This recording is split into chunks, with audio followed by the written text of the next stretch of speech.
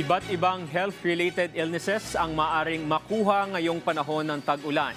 Kabilang na riyan ang banta ng leptospirosis dahil dito mas pinalaki pa ang benefit package ng PhilHealth para sa mga tatamaan nito. Ang benepisyo niyan silipin sa sentro ng balita ni Carlo Candelaria.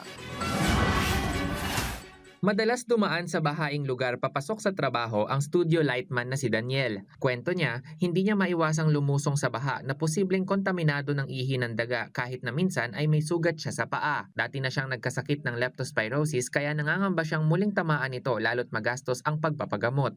Medyo mahirap kasi hindi naman kami, normal na tao lang naman kami. Pero yung gastusin, yung bayad ng bills, mabigat din. Sa airpat nun, syempre, problema rin, tsaka sa airmat. Kung anong ibabayad dun. Ngayong tag-ulan na madalas na rin ang mga pagbaha kaya't inaabisuhan ng DOH ang publiko na iwasan ang paglusong sa baha o di kaya'y magsuot ng bota at agad na maghugas ng katawan. Ilan naman sa karaniwang sintomas ng leptospirosis ang mataas na lagnat, matinding sakit ng ulo, panginginig, pananakit ng kalamnan at pamumula ng mata. Good news naman dahil simula sa July 15, asahan ang pinalaki pang benefit package ng PhilHealth sa mga pasyenteng may leptospirosis. Sa ilalim nito, ang mga kwalipikadong benepisyaryo ay maaaring makatanggap ng hanggang 63,000 pesos para sa hospital care, 170,000 pesos para sa hemodialysis at 230,000 pesos sa peritoneal dialysis. Ayon sa Malacanang, maaaring umabot sa 411,000 pesos ang kabuuang benepisyo ng mga pasyente na kinakailangan ng kritikal na gamutan. Simula July 15, mas pinalawak na ang coverage ng Philippine Health Insurance Corporation para sa moderate hanggang severe na kaso ng leptospirosis.